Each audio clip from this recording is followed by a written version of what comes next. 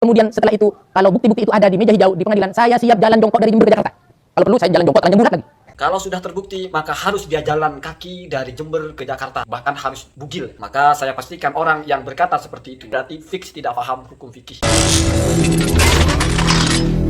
Assalamualaikum warahmatullahi wabarakatuh. Bismillahirrahmanirrahim. Allahumma sholli ala sayyidina Muhammadin wa ala alihi wa sahbihi ajma'in, amma ba'du. Ja'alanallahu wa iyyakum min ahlil khairi was sa'adah fid dini wad dunya wal akhirah. Amin Allahumma amin. Semoga kita semua Allah jadikan orang-orang yang selamat di dunia, selamat di akhirat. Urusan dunia lancar, urusan akhirat lancar.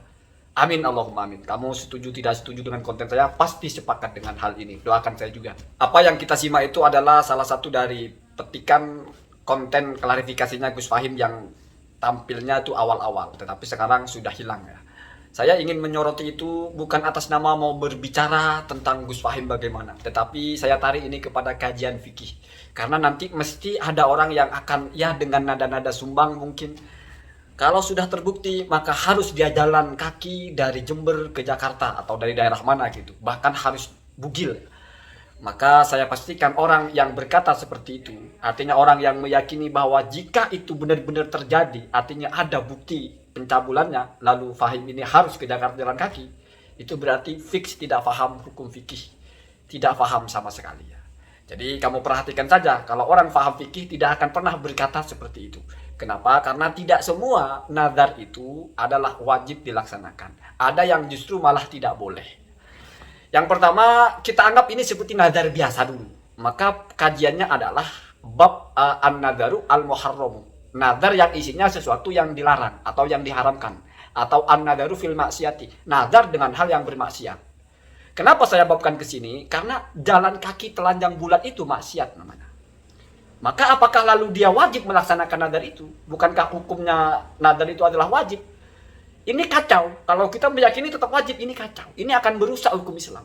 Jadi nanti hal-hal yang tidak boleh, kalau kita ingin melakukannya, maka kita jadikan sebagai nadar. Sehingga hukum dari tidak boleh malah menjadi wajib. Ya. Saya bernadar kalau kamu begini saya akan minum homer. Minum homer kan tidak boleh.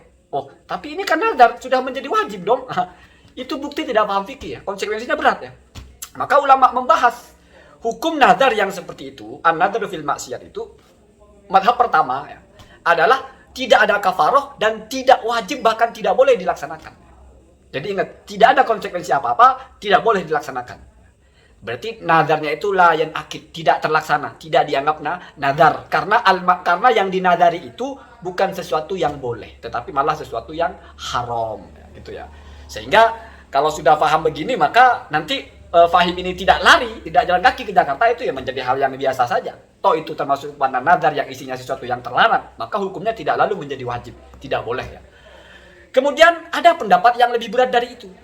Dia tidak boleh melaksanakan nadarnya, tetapi alaihi kafaratu al-yamin. Dia punya kafarat sumpah. Jadi ini ditarik kepada bab sumpah. Sumpah itu, kalau sumpah bohong, maka wajib ada kafaratnya, ada bebannya. Kamu pelajari apa itu kafarat sumpah. Salah satunya puasa 3 hari misalnya ya. Kalau dimasukkan kepada kafarat sumpah, maka ya sumpah yang terlanggar. Kenapa disebut terlanggar? Karena dia mengatakan kalau ini, maka saya akan melakukan itu. Berarti seolah-olah bersumpah, demi Allah saya tidak melakukan itu. Kan begitu, ditariknya ke situ. Maka kalau ternyata terjadi apa yang dia sumpahkan, ya berarti dia kena kafaroh ya, yamin. Harus melaksanakan kafaratnya atau sanksinya orang bersumpah. Itu pendapat yang lebih berat ya. Kalau ikut pendapat yang pertama ya tidak perlu dilaksanakan dan tidak ada konsekuensi. Nah itu. Kemudian kalau lebih tajam lagi, kalau nadar seperti itu masuk kepada nadar apa sih? Nah itu namanya kalau dalam fikih itu namanya an-nadharu al-lajjaj ya. Nadar yang ada beberapa tujuannya. Yang pertama al-hassu. Jadi al-hassu itu ingin memotivasi diri. Jadi saya kalau bisa membaca Al-Quran sehari hatam 1 juz ya, maka saya akan sembelih kambing. Nah itu namanya nadar untuk memotivasi diri. Nah, maka seperti ini ada pendapat yang berbeda-beda ya. Salah satunya adalah boleh memilih antara kamu melaksanakan nadarnya atau kamu di posisi membayar kafaratnya orang melanggar sumpah. Jadi sama ya. Ya kalau kamu tidak punya kambing atau eman kambing ya tidak apa-apa kamu tidak potong kambing. Kamu puasa 3 hari sebagai kafaratnya orang melanggar sumpah. Yang kedua al-man'uh. Jadi saya ingin sekali berhenti dari sesuatu lalu kamu bernadar. kalau saya sampai mengulangi perbuatan itu, saya akan sodakohkan semua harta saya, misalnya. Ternyata kamu malah melakukan itu lagi, gagal artinya. Maka berarti kamu kan kalau ditarik kepada bab nazar, kamu harus sodakohkan semua harta kamu. Nah itu ulama membuat pilihan seperti yang tadi itu. Mau kamu ya sodakohkan semua harta kamu atas nama nazar, atau kamu pilih opsi yang lain, yaitu sebagai kafarat sumpah saja. Kamu dianggap orang yang melanggar sumpah atau bersumpah terhadap sesuatu yang bohong, berarti kamu harus membayar kafarah juga. Dan yang paling populer itu at-tahqiq ya, atau at-tauqid, untuk mengokohkan. Jadi kita menyampaikan berita, orang tidak percaya. Maka untuk mengokohkan itu, kita bernazar, kalau sampai yang saya katakan ini bohong, maka saya akan sumbangkan semua ini. Jadi itu maksudnya kepada semacam sesumbar sebetulnya ya. Maka ini kata ulama sebetulnya bukan nazar, lebih ke arah sumpah ya. Sehingga kalau kamu pun melanggar, maka kamu bisa masuk kepada orang yang melanggar sumpah. Tidak perlu kamu laksanakan apapun yang kamu ucapkan sebagai nazar. Tetapi kalaupun mau memilih itu ya silahkan ya. Ini hal-hal yang mungkin jarang dibahas, tetapi sangat penting dan sangat berbahaya kalau kita tidak memahami dengan akurat. Karena seperti yang saya bilang tadi, bisa jadi orang bernadar sesuatu yang haram, lalu dia merasa, wah saya wajib melaksanakan ini. Sampai di kepalanya itu hal yang wajib, hal yang pertamanya haram menjadi wajib. Padahal itu kalau kita telah secara nalar nggak masuk akal. Posisinya sebagai sesuatu yang haram ya, seperti telanjang bulat atau minum khamar atau membunuh, itu sudah mansus, sudah sesuatu yang ditetapkan keharamannya, tidak lalu bergeser menjadi wajib hanya karena kamu mewajibkan itu, mendudukan kepada nadar. Karena nadar itu adalah mewajibkan sesuatu yang tidak wajib. Artinya sesuatu itu standar syariatnya tidak wajib, tapi kamu jadikan iltizam atau kaitan tentang sesuatu, lalu kamu posisikan itu sebagai nadar, maka lalu menjadi wajib. Maka positioning kamu terhadap sesuatu menjadi kewajiban bagi kamu, itu tidak akan mengalahkan hukum asalnya. Kalau sebelumnya sudah haram, ya haram, tidak akan lalu menjadi wajib. Ya, ini penting, biar kita bicara fahim ini ada manfaat yang lain. Ya mungkin pemanis sajalah kita angkat-angkat tentang fahim, tapi saya yakin sudah banyak narasi-narasi. Kita harus buktikan kalau fahim betul-betul cabul, maka dia harus jalan kaki dari Jember ke Jakarta.